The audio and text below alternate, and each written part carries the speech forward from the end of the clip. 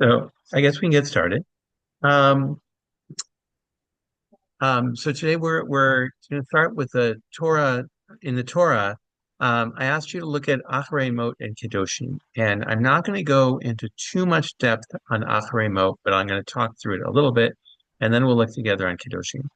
So Acharei Mot means after the death, and in Leviticus, it's after the death of. Does anybody know who died in Leviticus? It's after the death of Aaron's two sons. So Aaron's two sons got creative. It's a little unclear exactly what they did. It seems unlikely that they were worshiping idols in the temple because they were Aaron's two sons. So one opinion is they got drunk. One opinion is they were disrespectful to their parents, to Aaron and Moses. One interpretation is actually the Zohar says that they didn't have children. Um, the Midrash says that they would walk behind Moshe and Aaron and say, "When are these two old guys going to die so that we can take over?" Um, so for whatever the reason, they got creative. They brought an offering. They weren't commanded. They got killed. So they died inside the tabernacle. Why is it such a problem for them to die in the Mishkan? Well, there was a problem in that. How you gonna get them out of there? Um, well, it's less about you're thinking like the Holy of Holies, like if the high priest Yeah, dies in the yeah, Holy yeah, of yeah. Holies. Yeah. The issue is there's that issue, but there's another issue, which is the Holy of Holies, the whole Mishkan is supposed to be pure. And the worst kind of impurity is a dead body. So all of a sudden, once you've gotten the bodies out of there, you still have to deal with the impurity. Right? The whole idea of the Mishkan is that it's this one pure place, even though we know that Bnei Yisrael, the Israelites, are impure. Right? God says, I will dwell with you amongst your impurity. Um, right? We're not expected to be pure. I had someone the other week ask me about like, do we need to stay pure? Like, and I'm like, no, we don't need to stay pure, right? The assumption is we're not pure, but the Mishkan is supposed to be pure, so they have to clean it. So Acharei Mot is a big cleansing ritual for the Mishkan. They sprinkle blood on the altar. They do the high priest does atonements. He apologizes three times, once for himself, once for all of the Aaron, the his tribe, and once for um, all of Israel. And this ritual of cleansing the Mishkan gets done every year on Yom Kippur. So the concept of Yom Kippur is that Yom Kippur itself um, is a cleansing. And not only are we cleansing the Mishkan, but on Yom Kippur, we're cleansing ourselves. The sources say that going through Yom Kippur is like going through a ritual bath. Yom Kippur itself cleanses you. The Torah says, when it describes Yom Kippur, this on this day you will be purified of all your sins. And so the Torah portion we read on Yom Kippur is this. We also reenact it in synagogue. There's a special service called the Avoda service on Yom Kippur, where the prayer leader actually reads a lot of these passages and reenacts the whole thing. So that's Acharei Mot. Um, Kedoshim has 51 mitzvot, and we're going to go and look at some of them today.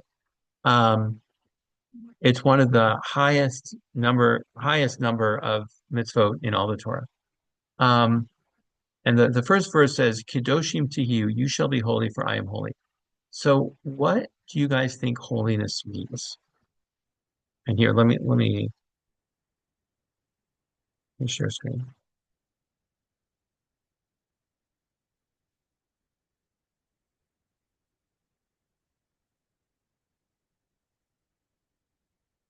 So God said to Moses, "Speak to the whole Israelite community, say to them, you shall be holy, for I, your God, am holy."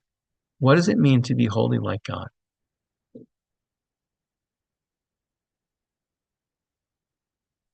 Yeah, Saskia, please.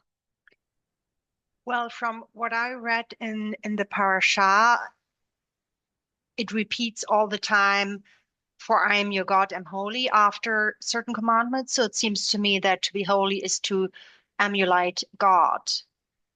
Very good. So to emulate God. Other thoughts? Right. And it makes it very clear in the first verse, right? You shall be holy, for I, your God, am holy. So holiness is something God has and something we want to have. Yeah, Melina. I guess it means not to do anything which will make us being far away from God. Okay, great. So I just am like telling you from kashrut. I mean, all the halakha, all the obedience of halakha is for being pure, I guess, being holy, good. I guess. Well, right. So pure, right? When we talked about the children of Aaron, we said that getting pure was getting rid of this impurity.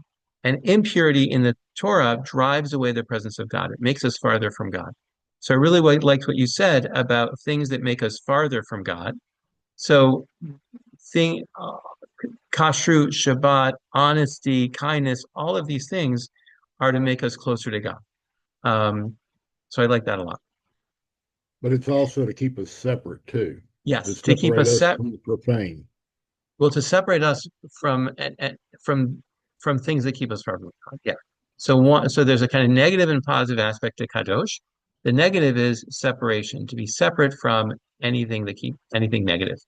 Um, the first Rashi on this says it's the previous parsha um, has to do with all of the forbidden marriages, and so the first Rashi on this says every time you find offense against sexual immorality, there you find holiness.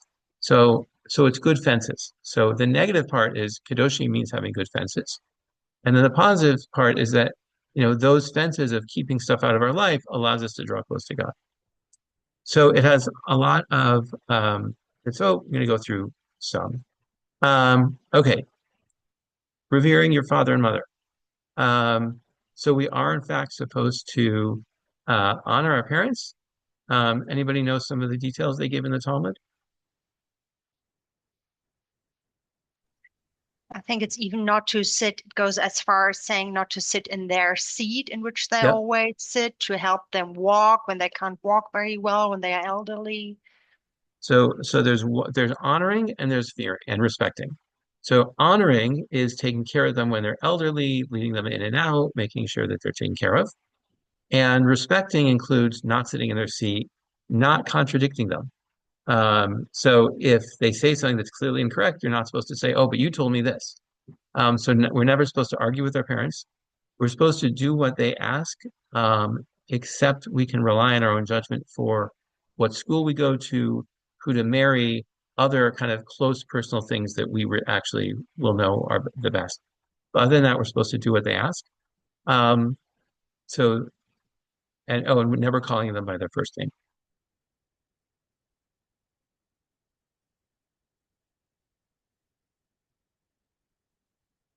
Okay.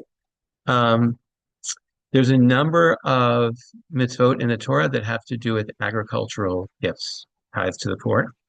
Peah means corner. So have you guys heard of payas? Some people have payas. What are payas? It's the Side corner of the field curls. that you're supposed to set aside for charity. Well, right, in this verse it is, but I was asking about people who have payas. Sorry. That's Side okay. curls. Yeah, the side curls, right? The corner of your hair. So payas is also the corner of your hair. Paya here is the corner of your field. It's and so right, there's supposed to be some amount of your field, doesn't say how much you set aside for charity. Um, it's kind of up to us to think about how do we then apply this in our own professions, right? Like this is obviously meant towards farmers. Um, so how do you apply this in your own profession? Um, gathering the gleanings, leket kitzircha. The gleanings means the things that are left over, the leftovers in the field. Um, so I don't actually know what professions you guys are in. What it would be the equivalent. Oh, so there's a couple more, right? You shall not pick your vineyard bare or gather the fallen fruit. So if fruit falls from the vine while you're picking it, you leave it. If they're small, um, unripened grapes, that's what the pick your vineyard bare means, like small ones or unformed ones, you leave those. Um, what would be the equivalent in your professions? I don't even know what you guys do, but what would be the equivalent for you? Right? These are like leaving little amounts everywhere for the poor.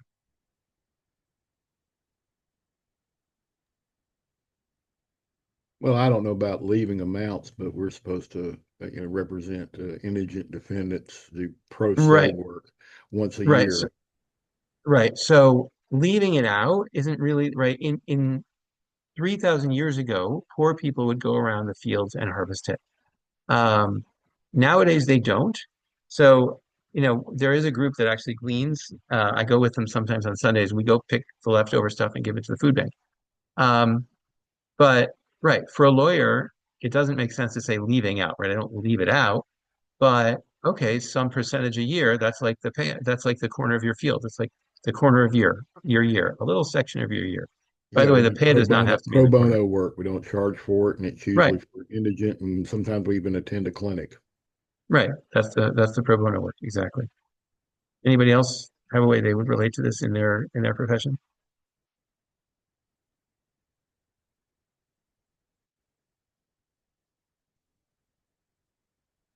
Yeah, let me know. I have a feeling that I literally didn't understand what Hashem means by this phrase, even though I've searched the translation in my language as well. Which But phrase? I like this phrase. When you reap the harvest of your land, you shall not reap all the way to the edges of your field or gather the gleanings of your harvest. I didn't really understand it, so I cannot compare to what I do in my real life, Okay. Is it only the gleanings or are there other words? What does it mean in general? Means Okay, we I'm shall, picking a field. I've got a field and I'm harvesting it. I'm picking all the produce. yes. Part of my field I don't pick. Part of my field I leave it there for the poor people. Okay, now I understand. Now I understand. And I can even give examples. Like what? For example, when I used to, especially in my first years that I was teaching ballet, I had this possibility for the people who doesn't have money to go to the classes to use free videos from me, Okay, there you go. for example. Okay. Beautiful. Beautiful. Okay. Um, you shall not steal, you shall not deal deceitfully or falsely. These are pretty straightforward. Um, shall not defraud your fellow. Does anybody know the halachic definition of defraud, to cheat someone? So, Is so we're that not allowed. that you're Yeah, not, go ahead. excuse me. Also, is that what relates to scales, that you're supposed to really make sure that the scales are correct? You don't I think we use, have that a little later on. okay. We have, right, you're not even allowed to own inaccurate scales. Not even allowed to have them in your house. They're terrible. Um, Well, I learned that it was trickery or deceit. You're not supposed to lie, trick, or deceive your brother. Good. So one form of trickery, for instance, they give in the Mishnah is if a vendor puts out their fruit, but they put their good apples on top and the bad ones below. So kind of misrepresent what they're selling.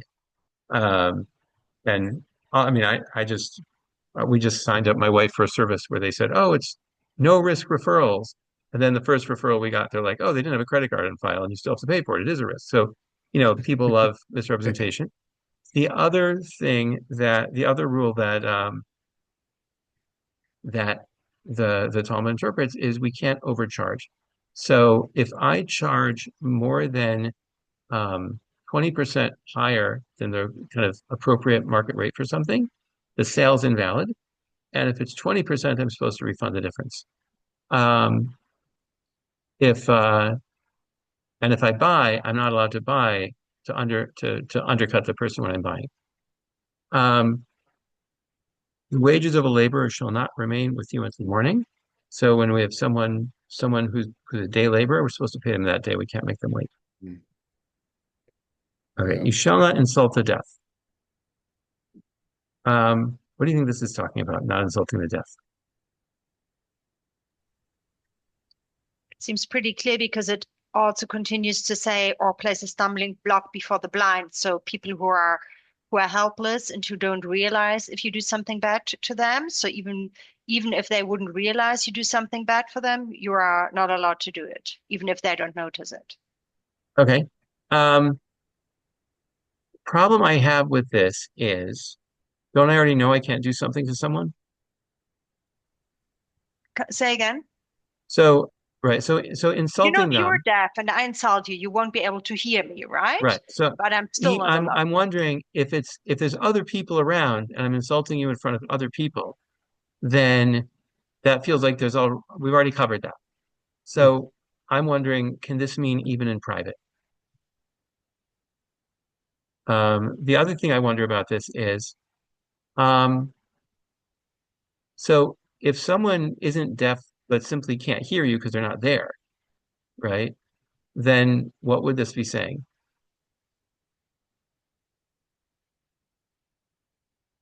So that would be like not speaking Lashon Hara even in the privacy of your home, for example. Right, right. And then not playing the stumbling block before the blind is actually a really big one. So the Talmud understands blind not just to be literally, because obviously I can't trip a blind person. Like that's just obvious, right? We already have prohibitions on hurting people. We have prohibitions on a hole. It's obvious I cannot stick literally a block in front of a blind person. So then what might this be saying if it doesn't literally mean, right? Don't trip someone.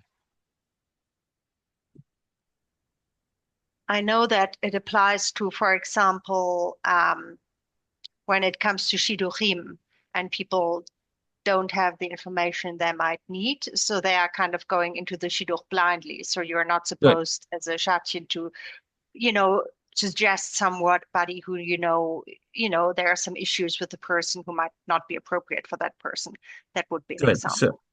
So you said some very important words there, which is I forget exactly the way you phrased it, but like essentially they're blind to a certain thing, right? They're blind to a certain thing. So blind doesn't have to be literally blind. It can be blind to a certain matter, you know, unaware of a certain thing. So how can people be messed up who are unaware of something?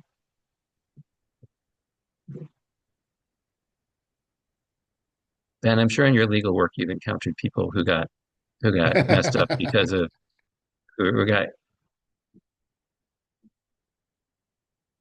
So what's the stumbling block, right? If blind means unaware, what's the stumbling block? 'Cause it's not literally a block of wood. What is it? Something they are not aware of and which might cause problems further on. Yeah, right? Bad information, bad advice. So Talmud says this is giving bad advice. The other thing they say is, what if it's not just blind kind of intellectually, but it's blind morally, right? I don't realize something is bad. Kind of inclined to do something bad. What would be placing a stumbling block before someone who's morally blind?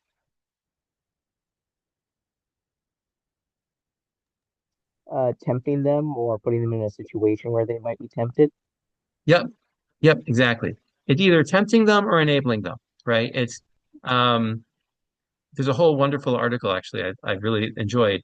Technically, the Talmud comes to the place where they say it's enabling them, but tempting them is its own thing.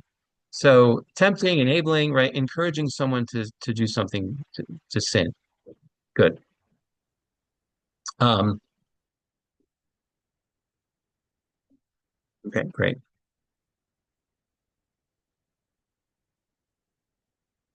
Okay, so that under after decision, do not favor the poor or show deference to the rich.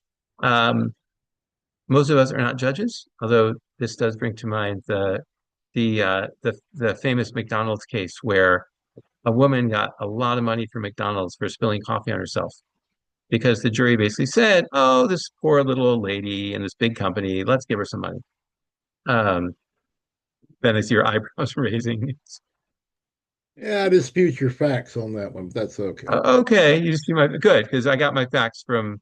It's not my Well, facts; these she are facts. burned her lap, and it was 125-degree coffee. They had a reputation for serving coffee that was extremely hot, too hot to hold. And the holder fell into her lap.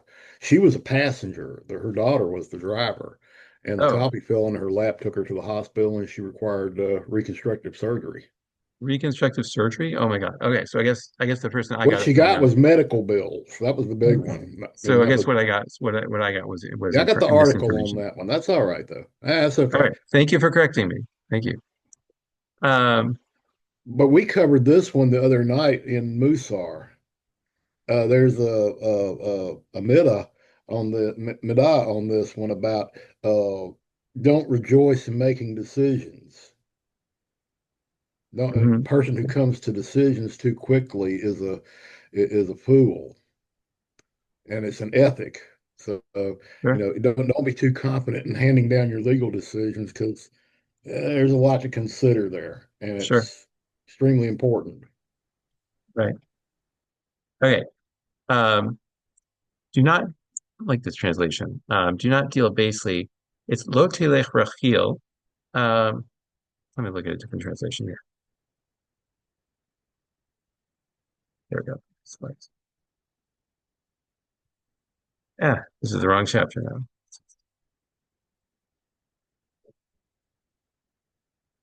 Okay. Do not tr do not traffic in slander among your kinspeople. So richilut, slander, is there's a prohibition and lashon hara is always true. Richilut is not true. So this is just slandering people. You are not to stand by the blood of your neighbor. Any idea what that means? What is standing by the blood of your neighbor? You're not supposed to stand by if your neighbors are harmed. You're supposed to help. Yeah, you're supposed to help if they're getting harmed. The Mishnah says if you see them attacked by wild animals, drowning in a river, or attacked by robbers, you have to help. And what's interesting to me about those cases is if someone's getting attacked by wild animals, if you go and help, is there a chance that you'll be hurt? Yeah. Yeah, Definitely. right. So it really it acts the Mishnah is saying like even in situations where there's a potential danger, you have to help. Now there's later on there's some discussion about how much danger. Um, Let me give you a contemporary example. Um, if you could donate a kidney and save a life, do you have to according to this? Or what about organ donation on your driver's license, right? Do you have to donate organs?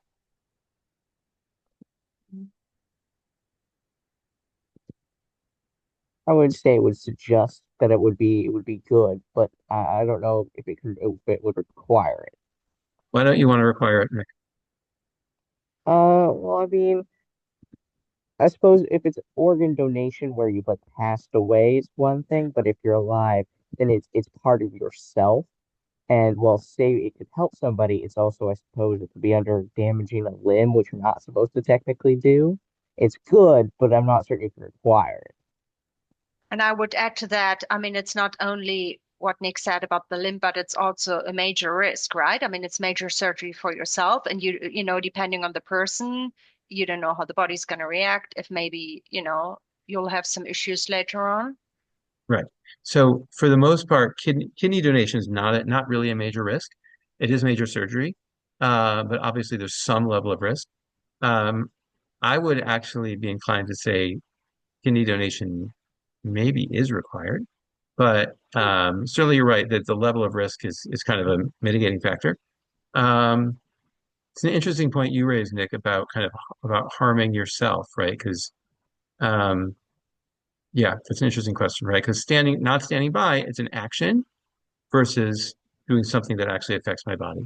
Um, but definitely you're right. Like for post-mortem organ donation, um, neither of those really apply. So that right. Well, you also Um, have to measure the risk. I mean, is the right. risk of can you save him versus So not saving him and you losing your life?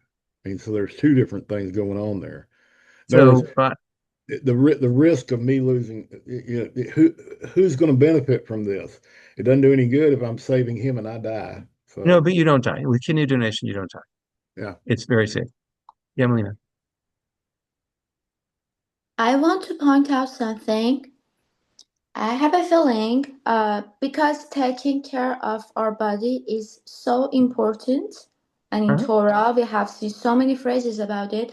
I have a feeling it means if you're not be hurt, you can make it. But, for example, my case, when I know that it can harm my body, if I can make a donation, I don't know, for example, in a money phase, or I can find a doctor, or I can find a, it means helping. Even though I cannot donate it myself, but if I can help, why not?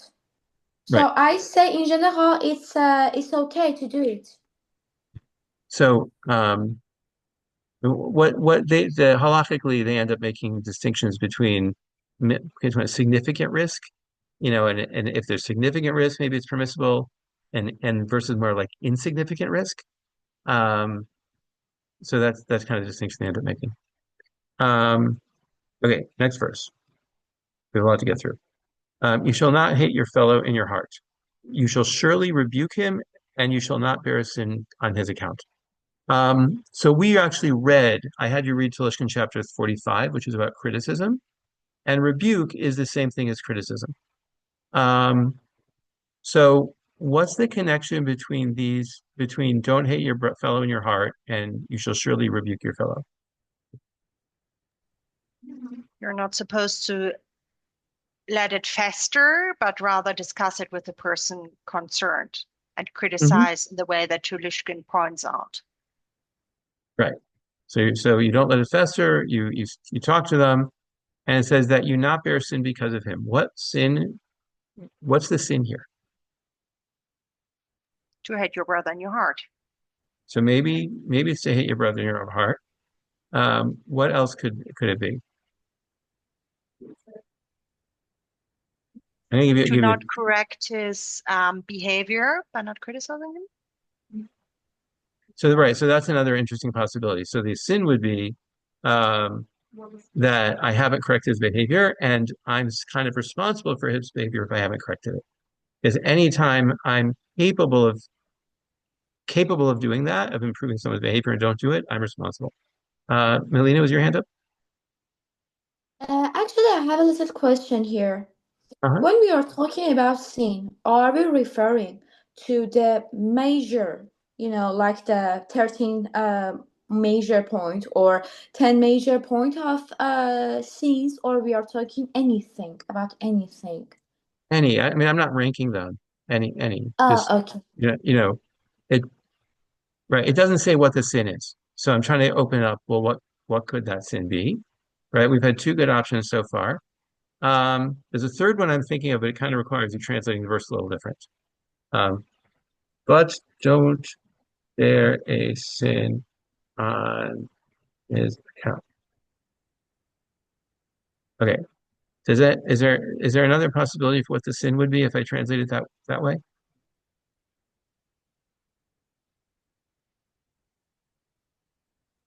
It sounds like it's almost implying don't hide his, like, don't cover up for him.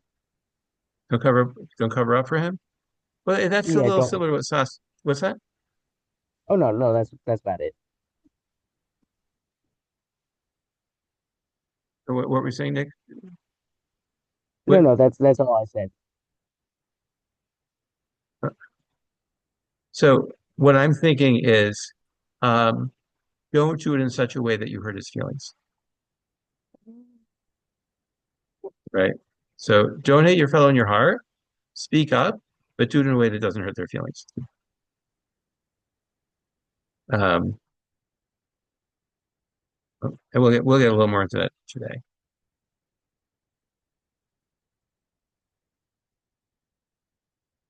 Okay. So the next verse, and then move on. Okay. You should not to take vengeance, and you're not to retain anger, bear a grudge against the sons of your kinspeople, be loving to your neighbor as yourself. So that we have three mitzvahs here. We have um, don't take vengeance, whoops, don't bear a grudge, and love your neighbor as yourself. Three different mitzvahs. Okay. Um, what's vengeance? Anybody know? Revenge. Okay, what is revenge? How do we define revenge? Paying back like with like, So the or problem that payback is the in general. so payback is kind of like the obvious answer, but the problem with that is, if your fellow harms you, you already can't harm your fellow. So what's it adding? No, So but what kind? I could do something else, right? I mean, somebody harms me and I could talk badly about him. I could badmouth him to But people, you're like, already not allowed to talk bad. You're already not allowed to. What have I added? You're right. You're already not allowed to do lashon hara about them. that's true. So what could I do that wouldn't already be prohibited in the Torah? So what the Talmud comes up with is, you didn't lend me your axe, so I don't lend you my rake, right? I don't do you a favor. Now, ordinarily, am I required to do you a favor to lend you my axe? I don't know, not so clear. I mean, the next part of the verse implies maybe yes, but like, it's not about hurting you. It's simply I didn't do you a favor. And then the grudge, what could the grudge be? The grudge is that I do you the favor, but I say, yeah, I'll lend it to you because I'm not like you. So I do you the favor, but I kind of I'm still holding it against you by saying, yeah, I'm better than you. Um, and then the last part, love your neighbor as yourself. They say we should desire the best for our neighbor, all success, and um, anytime we can help a fellow Jew, we're supposed to help. So, which is a pretty high point. Um, okay. Um, Now we have a couple of really oddball mitzvahs, but they're in there. Um, you're not allowed to mate two kinds of animals together. We're not allowed to crossbreed animals. You're not allowed to sow two kinds in your field. Um, we're supposed to separate the different kinds of seeds that are in our fields. They have to be in separate holes. And shatnez is not to go on you. Does anybody know what shatnez is considered? Yes, the mixture of, I think it's wool and linen, right? Yeah. Clothing can't have wool and linen in it together. Yep. Um,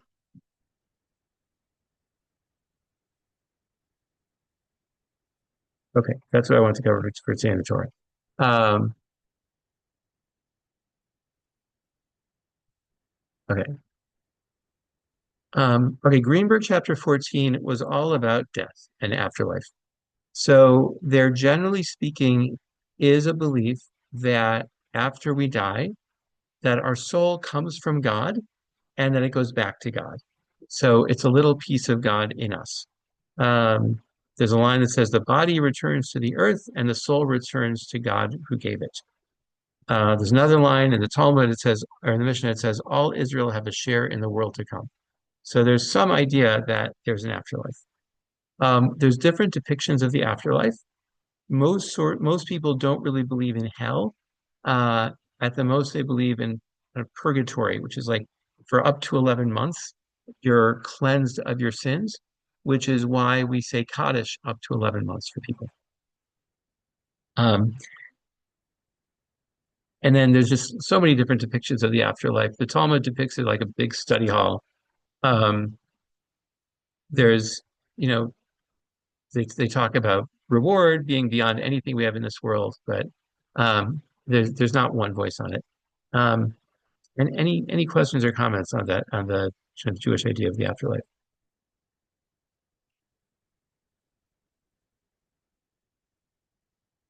Yeah, Melina, please. Question is really about reincarnation. If I Well, don't what? miss coming again to this Oh, life. reincarnation. Yeah, thank you. Exactly. I should have included that. Yeah. Explain a Hold on. little bit the idea in Judaism, please. Yeah, very much. So there's something called Gilgul in Hebrew and reincarnation in English. And the idea is, um, there in Egypt, how many people left Egypt? Does anybody know how many men left Egypt? Approximately, rounded to the nearest 10,000. So it's a very significant number. It's 600,000. It's like 601,000 and some odd, but it's 600,000.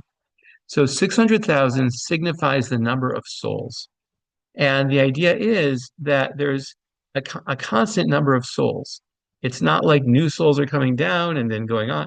There's a constant number of souls. And so we have souls that previously came to Earth. That's reincarnation. And the purpose of the reincarnation is we are here to fix our soul. We're here to fix our character flaws.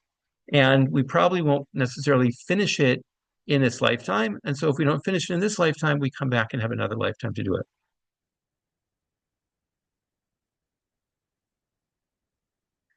So the same generation that left Egypt, that's 600,000, is the same souls that are here now. It's the same souls. The Talmud has a weird line. It says, Mashiach doesn't come until all the souls in the goof are completed. So goof means body. Rashi says the goof, this is this storehouse of souls under God's throne. He takes out the souls, but goof could also mean our 600,000 souls together comprise the body of humanity. And Mashiach only comes when humanity is completed, perfected, which we do each time we're reincarnated. There's also the mystics have some weird stuff where like they have ghosts, and those ghosts can then inhabit another person's body. That's called a dibuk. There's actually it's funny because like to modern sensibilities, it's just so ridiculous. But there's a really great old Yiddish movie called The Dibuk, where this woman gets what's it called? The soul of this ghost takes over her body. So there is a belief in reincarnation, though. That's the reason for the superstition of covering mirrors in a house of mourning.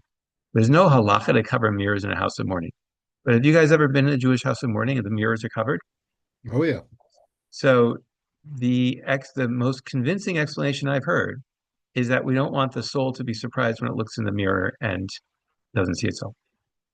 I mean, there's no halachic explanation, honestly. Okay.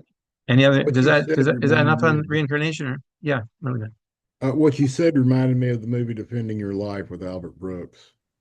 I don't know. What happens in the movie? Oh, he's trying to get it right. He's trying Hmm. to the question is, does he go on past here to a higher state of consciousness?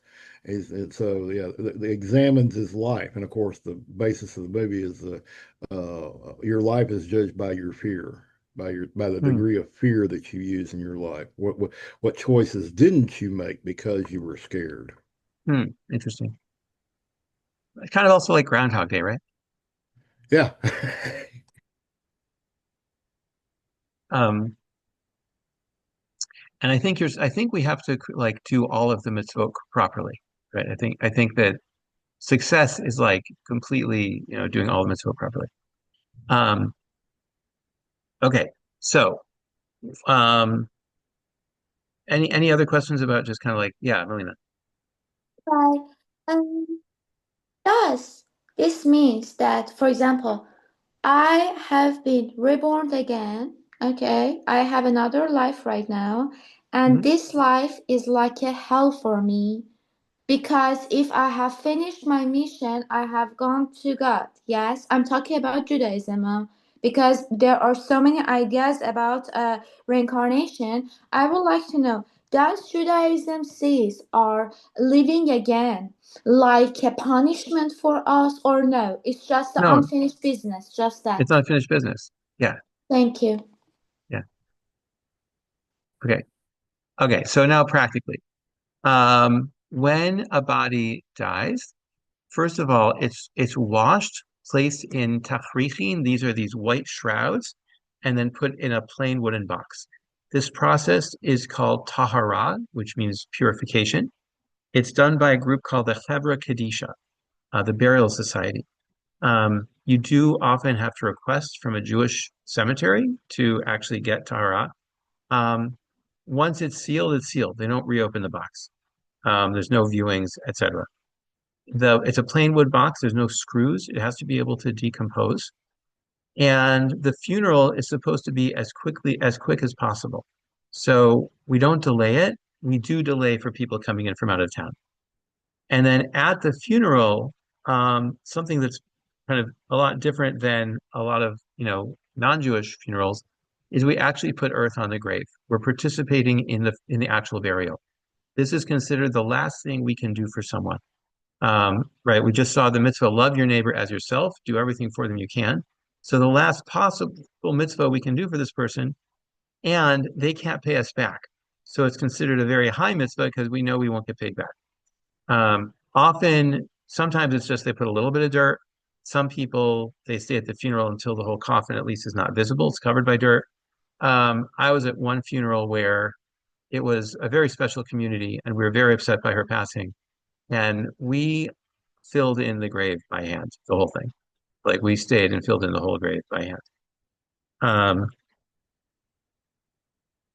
so the immediate mourners are the immediate relatives, child, parents, sibling, brother, sister, and they are in mourning.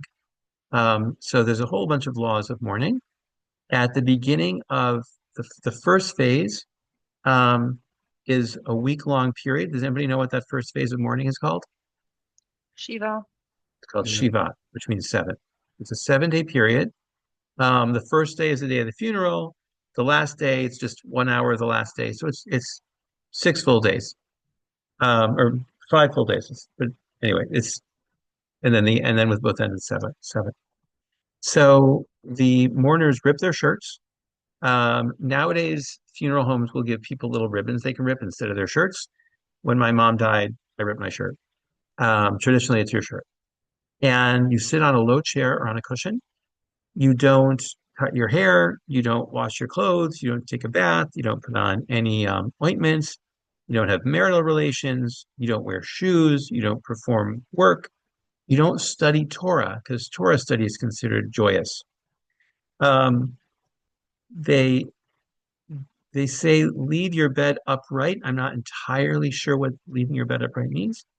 Or no, you're not allowed to leave your bed upright. So I think maybe when they said that they had what are those beds that come up? Murphy beds. So I think what they mean is like you leave your Murphy bed out. You don't like clean up your room. Um, it says you leave your head uncovered, and you're not allowed to leave your head uncovered, and you're not allowed to greet others. So at a shiva, if it's done properly, people don't come and say hi.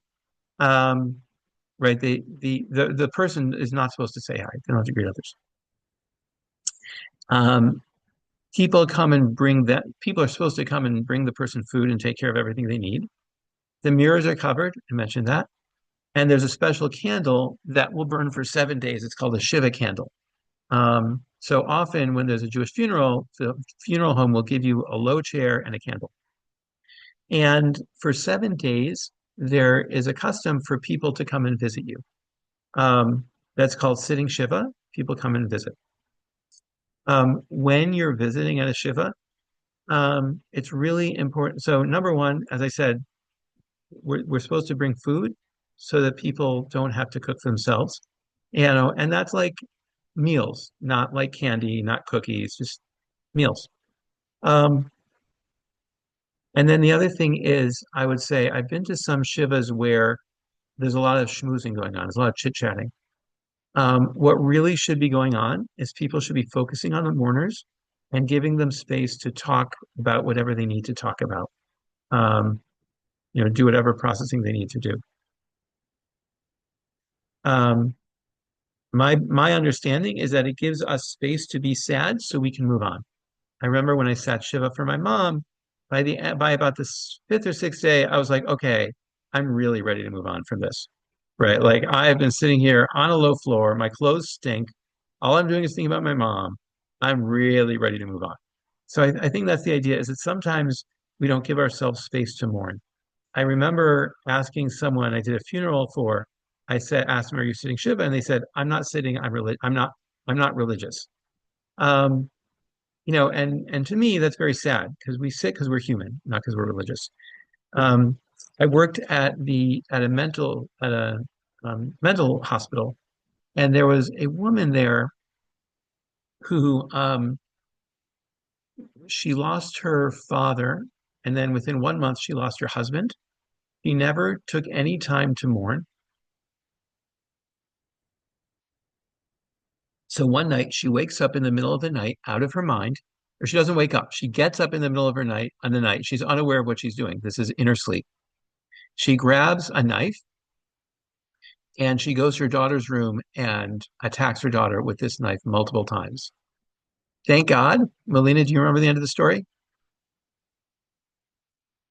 The daughter had breast implants and she only hit the breast implants, and that saved her daughter's life. Um, but this shows you, like, if we, don't process our grief, it it it doesn't it sticks around. It can be incredibly destructive. Um, okay, so that's Shiva, 7 days. Yeah, Melina. Rabbi, in your experience, you were saying like for 7 days, not doing anything, just sitting and like mourning, crying, whatever, and nothing is allowed, even reading Torah, and you're like isolating yourself from all over the world. Yes, you just eat like a normal person, but you don't have any activities in these 7 days. Well, you're mourning. People come, you talk about your relative, you're mourning. Okay, thank you. Yeah. Um, okay, then the next period of time you're in what's called shloshim, which means 30. So for 30 days after the funeral, after the burial, there's still some restrictions. You don't cut your hair. You don't wear freshly ironed clothing. You don't get married. You don't go to a celebration with friends, to a party. You don't go to a business trip to another city. Um, and then for a whole year, for your parents, you still say Kaddish for the entire year. So there's this special mourner's prayer called Kaddish, which you say starting at the funeral and then up to 11 months for your parents. Um, during Shiva, it's also customary for the person in mourning to lead the prayers if they can. Every year on the anniversary of the death, it's called Yartzeit, which means anniversary, really. And that on that anniversary, you go to synagogue, you say Kaddish, um, and you also light a candle for them. And then also on Yontif, every Yontif, we have a special prayer for the mourner's prayer for people who passed away. Yeah, Melina.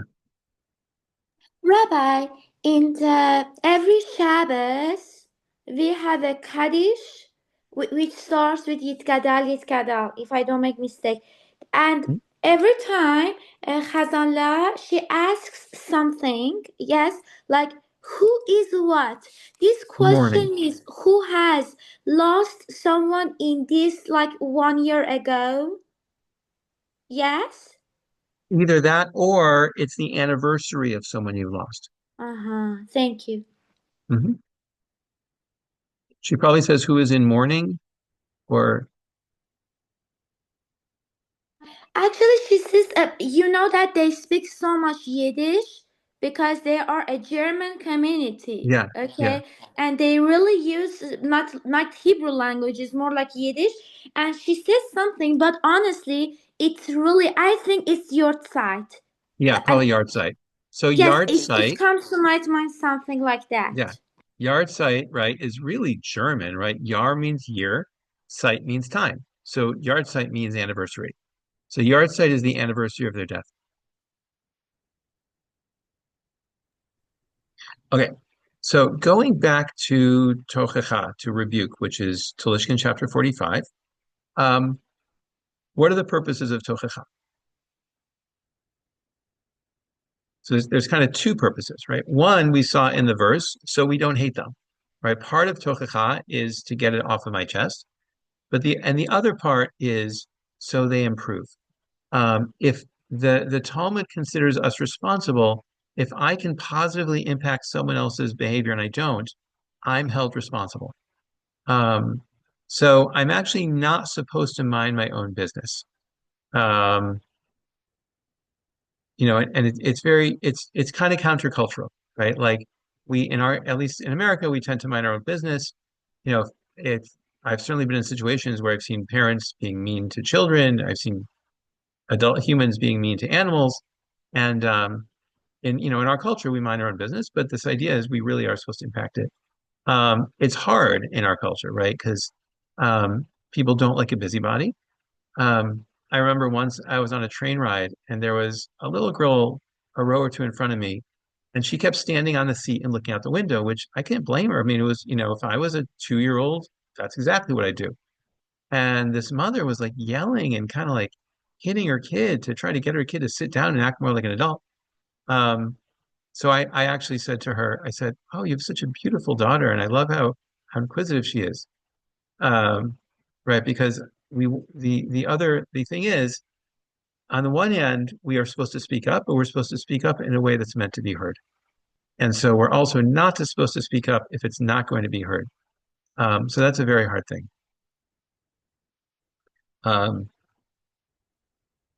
so the the basic rule that I like to give is that, or that I've heard, is that the person should walk away feeling like they were so helpful. So most of the time when we criticize, it's not trying to be helpful. Um, so I've got some great examples here.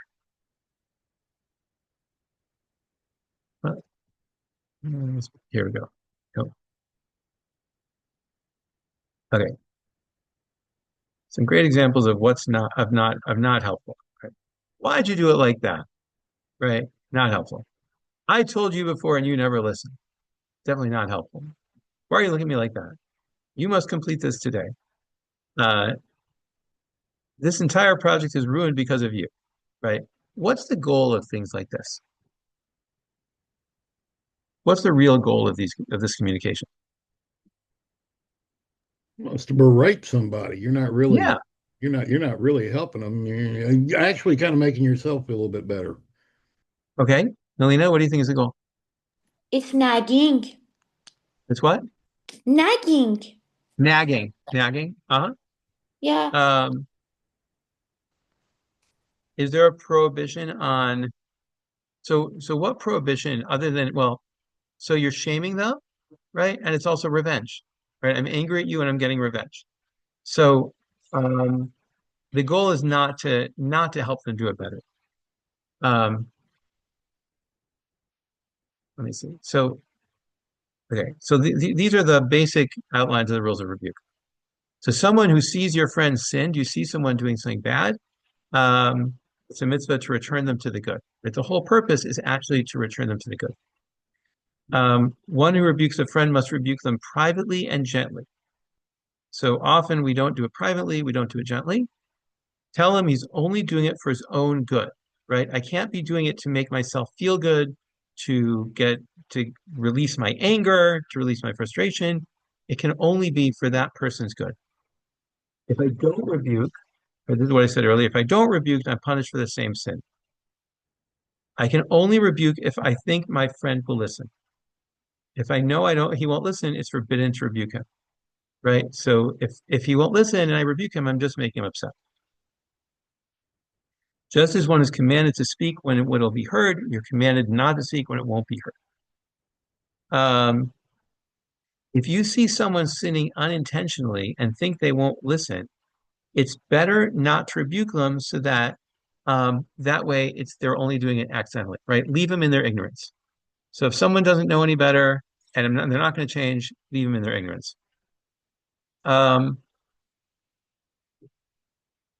going to, so 9, essentially what they're saying is, if you yourself are not a good person, you shouldn't try rebuking, right? Rebuke has to come from someone who's a morally upstanding person.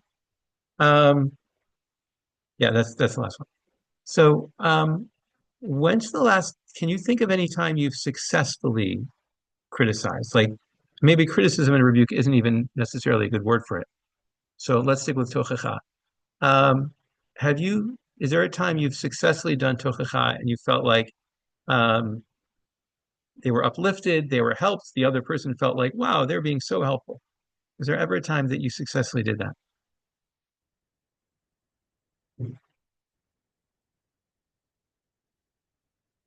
Yeah, Melina, please. Uh, Actually, I was recording a podcast about eating disorders. And I myself, I had eating disorders. I have shared with you before that I have so many, and I don't know, like I couldn't eat very well. Sometimes I vomit, etc., etc. And when I recorded this podcast, so first I spread an information. Okay, it was not I'm going towards someone saying something. One person contacted me and she was explaining her situation, and I just said I was like you, and in this case it was better to do this, and I have a feeling by this phrase, like I was in your place one day, it really helped me, so she don't take my words negatively, you see, Mhm. like she feels this empathy. So maybe it could help not to talk to somebody from here, like I'm better Mhm. than you, rather than talking with humbleness. Yeah, yeah. I often like to use the word of we instead of you, right? Um, to include myself, right? Like, I feel like when we do this, we should do this. Yeah. Anybody else successfully do helpful tochacha, constructive criticism? I've done it with my music students, but rarely am I ever successful with adults. It's fair. Um, my first job, the head of school took me aside and he let me know pretty appropriately that I smelled and needed to use deodorant, which I don't have a good sense of smell, and I didn't actually did not realize. So it was helpful, it was kind, it was private. That it actually was appreciated, right? But so often when we're criticizing, it's not to be helpful, it's not particularly kind. It's often to get things off our chest. Um, okay. Um, when is one time that anybody want to share a time you criticized someone or where it was unsuccessful?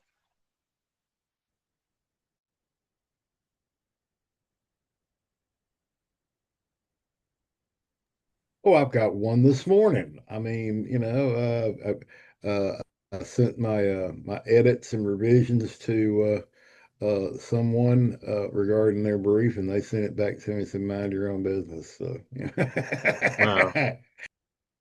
We'll Did they see how not that ask? turns out, but there you go. Yeah, yeah, yeah. Had they not asked for edits and revisions?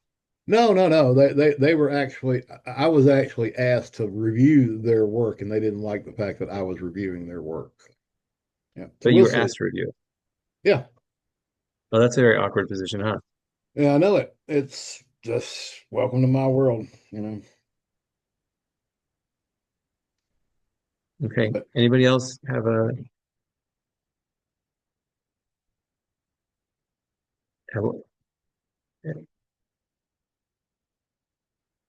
okay. Um, so now we're moving on. Um, we're or any other questions or comments or examples that anybody want to raise about criticism? Okay. So we've been talking about the prayers we say on Shabbat, and at the end of Shabbat, we say what prayer? Havdalah, that's right, Mina. So we say Havdalah, right? It's the reason we do it on a candle is what's the reason we do it on a candle? May I show you the special candle? Please. Actually, in Shabbos, we use another candle. We light two candles, but in Havdalah, we use a candle like this, and we light one candle to Hmm. become reunion, if I don't make mistake. It's got to have right, has a braided wick. So And the makes Havdalah, what's that? And this is our besamim. Yeah, this is the spice box. Here's Yes, my spice spice box. box. And this is our The uh, cup. the cup. Yeah. Okay. So we have, yes, we have the candle. Um, it has to be braided. Um, if you're in a pinch and you don't have a braided candle, you can take two candles and put them together. But it's supposed to be have more than one wick. So this, it doesn't look like it has more than one wick, but apparently it does. So and then we have the spices because, oh, so the reason we have the candle is it's the first labor that we do after Shabbat, right? On Shabbat, the labors include lighting fire. So the first labor we do after Shabbat is lighting the candle. By the way, little halachic detail. Um, you have to end Shabbat. You have to kind of officially end Shabbat before you light the candle. So there's a phrase we say. Melina, do you know the phrase? Baruch atah Adonai Eloheinu melech haolam hamavdil bekodesh lecho. So there's a shorter one we do before we light the. So that's the prayer we say at Havdalah. No, There's a no, shorter no. one. This is the prayer that we say when we light the candle, no? Yes. Because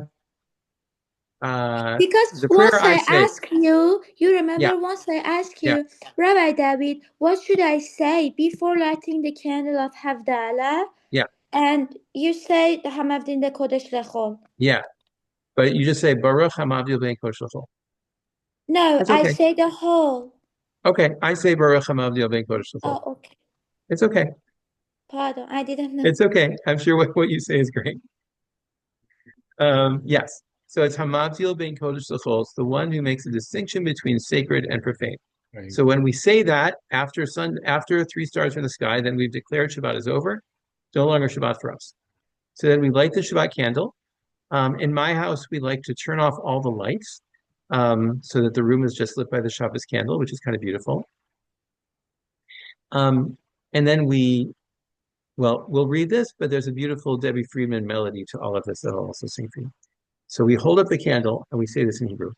Behold, God is my unfailing help. I'll trust in him and not be afraid. The Lord is my strength and song. God is my deliverer. With joy shall you draw water out of the wells of salvation. The Lord alone is our help. May God bless God's people. The Lord of the universe is with us. The God of Jacob is our protection. There was light and joy, gladness and honor for the Jewish people. That actually gets done by the people, by everyone first, and then by the leader. It's and there's actually a melody for it that we sing in my house. It's La Yehudim Maita Ora V'Simcha V'Sason Vikar. La Yehudim Maita Ora V'Simcha V'Sason Vikar. La Yehudim Maita Ora V'Simcha V'Sason Vikar. Kain Tiyeh Lanu. I will lift up the oh, okay, so you're supposed to be holding the cup. I will lift up the cup of salvation and call upon the name of the Lord. And then the next ones, we say first we say Borei Pri Agafen, the fruit of the vine, the blessing for the wine, and then we put it down.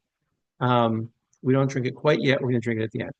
So Baruch Atah Adonai Eloheinu Melech Haolam Borei Pri Agafen. We put it down.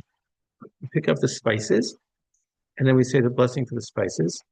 Baruch Atah Adonai Eloheinu Melech Haolam Borei Minei Besamim. We smell it and we pass it around. Everybody smells it. Then we say the prayer for the candle, and that's Baruch Atah Adonai Eloheinu Melech Haolam Borei Mirei Ha'esh. So we say the blessing, and then we look at the reflection of the candlelight in our fingernails. So the idea is we're using the candle. And then we say this longer one, which means, blessed are you, Lord God, King of the universe, who has made a distinction between holy and ordinary, between light and darkness, between the people of Israel and the non-Jews, between the seventh day and the 6 days of the week. Praise you, God, who made a distinction between the holy and the ordinary. And at that point, we drink from the cup and we extinguish the candle. It's traditional to pour it in the plate and then extinguish the candle in the plate. In my house, our kids love blowing out the candle because they're kids, so they like blowing the candle. And then and there's for the last part, those blessings, there's actually a beautiful Debbie Friedman melody. It goes like this. That's what I do. That's why I was wondering. Yeah. Die die ya da da da die die die die ya da da da die die ya da da da da die die ya da da da da da die Baruch atah Adonai Eloheinu melech haolam borei peri hagafen borei peri hagafen. And then that does it for all the blessings. Yep. Okay, so after it's extinguished, it's dark now. In our house, we say this line here, Shavua Tov, which means have a good week. We sing it. Shavua Tov, Shavua Tov, Shavua Tov, Shavua Tov, a week of peace. May gladness reign and joy increase. And then we sing for Elijah, right? Elijah is supposed to come right after Shabbos. Eliyahu Hanavi, Eliyahu Hatishbi, Eliyahu, Eliyahu Agiladi, Bimera B'Yamenu, Yavo Elenu, Imashiach ben David, Imashiach ben David. And there's another faster version of this, and in my home, we all get in a circle and dance to it. Eliyahu Hanavi, Eliyahu Atishbi, Eliyahu Agiladi, Eliyahu Hanavi, Eliyahu Hanavi, Eliyahu Atishbi, Eliyahu Agiladi, Eliyahu Hanavi. Bimhera Yavo Elenu, Mashiach ben David, Bimhera Yavo Elenu, Mashiach ben David.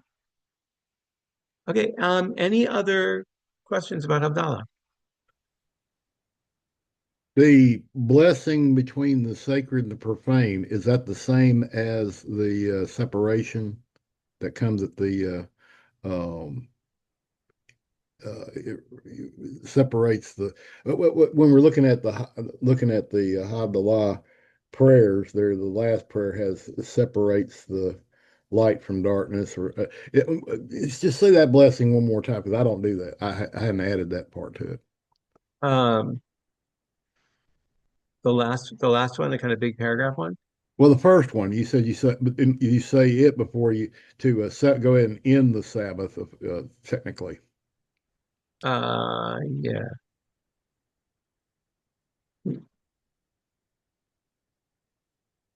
Yeah. Okay. There we go. It's right here. Okay. In Hebrew, it says, Hine Elishu eti aflav chalo echad.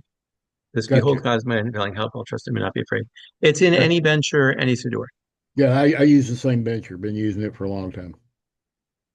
Okay.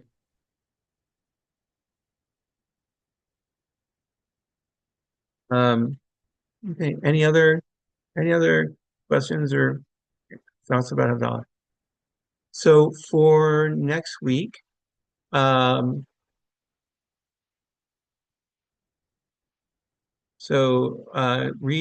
Kedoshim. Look at there's a lot of mitzvot in there. Probably helpful to make sure you have it with a commentary so you kind of see there's a lot of detail in there. And then we're going to do Greenberg chapter 25, which is about Tisha B'Av, and Telushkin chapters 48 to 50. Okay. And I recommend finding the Debbie Fried, you can, if you want to learn that Havdalah melody, you can get the Debbie Friedman melody online. Okay, have a great week, everybody. Merci, take care. Bye bye. Thank you. Bye.